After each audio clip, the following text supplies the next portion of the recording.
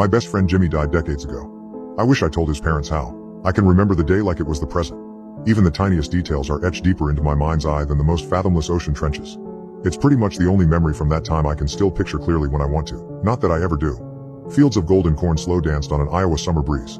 The air was sodden with pollen and adolescent adventure, humid even by Hawkeye state standards. It was the transient time between middle school grades in which all children's worlds advance and evolve. We walked down the dirt track, mushroom clouds of dust erupted at our scuffing feet. Simon, Jimmy and me. Friends for as many years as we had lived. This was another walk among many, on another day like any other.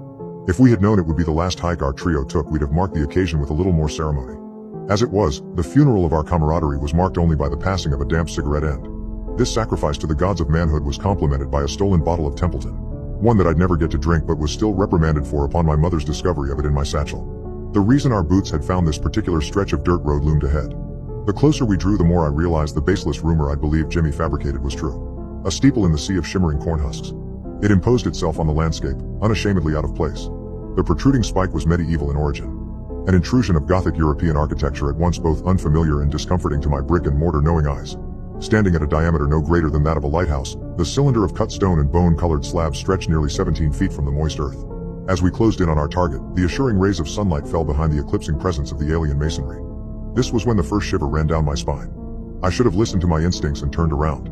Unfortunately, bravado makes even the wisest man act the fool. Jimmy walked Simon and me to a wooden door on the sun-blocked side of the silo. A soggy affair, dampened by the rain despite us having had several drought-filled months. Jimmy stopped to check that we weren't chicken. Both Simon and I puffed out our chests to assure him we weren't, even though I'm sure inside Simon's stomach was turning itself in knots just the same as mine. Once he was satisfied our genetics contained no trace of poultry, Jimmy pushed the rickety entranceway. Ancient hinges creaked. Summer receded as our trio stared into the room on the other side. Jimmy had said it was haunted, and had informed us so with the casual coolness associated with the alpha males of beta male friendship groups. This suave indifference became lost as he fell back in line with his fear-stricken comrades. I can't remember who took the first step across the threshold. There are few details of that day that evade me, but who placed the foot that sealed our fate is one of them. The worst nightmares I have had about poor Jimmy over the years have been the ones where it was me. A shiver ran down my back, starting at the base of my skull and shuddering down my spine until it reached my legs, tensing them ready to run. Inside the ice-cold interior was one feature and one feature only. It was a second door. This is where the similarities to the entryway we had passed through stopped, however. I wish I didn't remember the second door. The blood-red rectangle remains in the darkest corners of my psyche. There the memory waits for moments it can flash to the forefront of my thoughts. These moments are the cause of my hour-long fits of horror-filled screaming, the thing I've refused to seek help for all these years. Who would believe me anyway? The door stood free of any wall or support. Erect in the desert of off-white sand, from inside the tower it beckoned us towards it. The nauseating vice grip of its inhuman words on my young mind is something I wouldn't wish on even the most sadistic of men. It whispered to us not with sound, but with thoughts and suggestions. A pulling both physical and mental that wrapped us in its tendrils and yanked us closer. Wavering pink light from an unknown source glistened on the splintering crimson wood. The whispering doorway was coated in something. So thinly that I almost didn't notice. I think I only did because of the smell. It shot straight past the lungs and settled in the deepest marrow of my bones. A sweet scent, dripping with undertones of erosive aniseed. Of course, the door had a handle. A cast-iron lump that strong-armed my gaze into fixating on its cryptic design. The gut-turning pink glow shone brightly on the polished surface of the knob.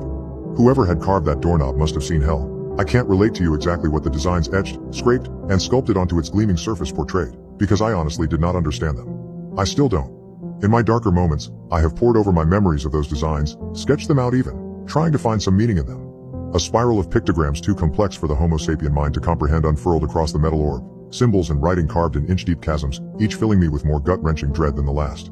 I couldn't look away though. The sound of sobbing from Simon and shallow breaths from Jimmy confirmed for me that they couldn't either. The inhabitants of the underworld on the cast-iron abomination had us all ensnared. They fed off of our reluctant attention, growing in their maddening complexity with every trembling teenage step. The beings in the doorknob begged us to enter, promising us things I refused to remember for their depravity genuinely disgust me. What disturbs me most though is that I do remember how I nearly caved. At that moment, part of me wanted those foul promises fulfilled, even though my young mind understood almost none of them. It could have been me. Jimmy was the one who cracked though. I wish I could have stopped him.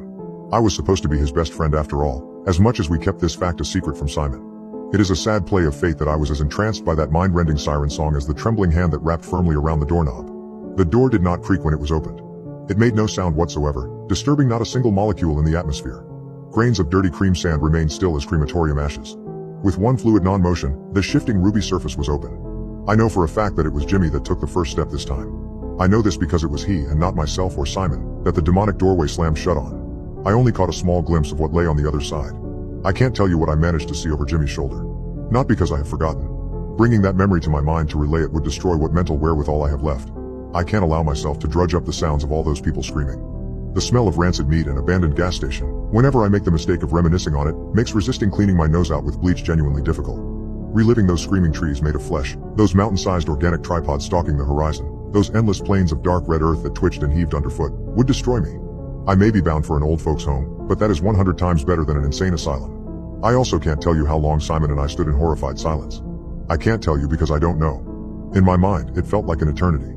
Since Simon's hanged body was found in a tree only 5 hours after we left the safety of my house, in reality, it could not have been longer than about 15 minutes.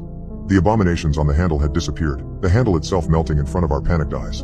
The leering bloodwood had prevented us from saving Jimmy. It is to my shame that what I had seen within made any hope of saving him impossible anyway. It needn't have bothered. No, I'm being harsh on myself. I was just a kid, an innocent kid. Exactly like Jimmy had been. Simon started wailing as soon as the door reopened. The only saving grace was that what I'd seen on the other side was now gone. All it had left in its wake was a barren wasteland, a decaying plateau of rotting charcoal appendages and mountainous three-legged corpses on the horizon. Compared to what had occupied the space a quarter of an hour ago, the thousands of human bodies did not faze me. By this point, my battered psyche did not flinch at the sight of the decaying figures piled in a great pyramid in the distance. This monument to stagnation and cosmic futility stood taller than the largest of the now dead tripods. Even from this distance, I could see the throne at its peak. Its occupant was thankfully masked by cloud and the limitations of my eyesight. I don't think I would still be here today if I had seen them up close. The tortured stumbling of the old man through the doorway saved me from having to look at the figure atop their corpse throne long. The moment his gnarled feet crossed the threshold, the door sealed itself. The bloodwood erupted into green flame. The pink light died, leaving Simon and me alone in the shadowy cylinder with the man from the world beyond. I remember that he was unspeakably light as we dragged him to the warmth of the Iowan summer outside the tower. We gave him some of the Templeton. We didn't know what else to do. His charred form was haunting. He was thinner than any man should be able to be. Outlines of shrink-wrapped organs protruded from his abdomen with nauseating clarity. He slurped the foul liquid through lipless teeth, the stolen bottle clasped in long webbed claws. His translucent skin of impossible age was scarred with a patchwork of symbols. Unholy brands reminiscent of the etchings in the doorknob. The seared lines in sagging flesh contorted and writhed as I watched. They moved and shifted across the decaying man's ghoulish limbs, scriptures written in otherworldly tongues that inspired only lunacy in the eyes of mortal beholders. A small part of me wishes that I could describe them to you in detail. I hate that this part of me exists. I used to draw them whilst I slept, you know? It's why my folks said I couldn't keep a diary when I was a teenager. I showed one of the therapists once. She disappeared about a week later. I'm glad they burned the drawings. Long matted hair covered the old man's gnarled features. This is why I didn't realize the slavering wretch from the terror beyond the threshold was Jimmy until it looked me directly in the eyes. Sometimes I'd try to guess how long he must have been there. Not often though. I don't like to ponder on the torture that immeasurable time frame was filled with. The terror in the eyes I clearly recognized as Jimmy's was enough to let me know my mind could not withstand such things.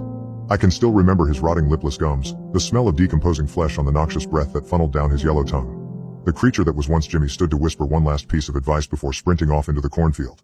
It has never re-emerged. The papers and police incorrectly hypothesized that Simon had killed Jimmy and hidden his remains. Simon's subsequent hasty suicide was attributed to guilt. As the sole survivor, I was apprehended, and when this tale was retold, labeled as traumatized. I'm not proud of the fact that I never corrected them. Let's be honest, if I'd pushed the matter, traumatized could have quickly turned into schizophrenic, and from there guilty was only a few steps away. I may have had my world ended, but I didn't want to do all the crying and trying to piece together what happened in prison. Besides, it'll surprise none of you to know that I went looking for the tower, and for Jimmy, several times over the years. Suffice to say I found neither again. So I went about my life. Now I'm here decades later, retelling the only story I've never told, hoping a bunch of strangers on the web will listen. I'm hoping doing this will bring me some kind of end to the nightmares. If I've only got a decade or two left in me, I'd like to be able to get at least one decent night's sleep before I go. The thing that keeps me up, the thing that makes me wake up half an hour after falling asleep every night like clockwork, is what Jimmy whispered to me before he disappeared into the corn. I have been where you'll go when you die, and the man in charge is angry with us.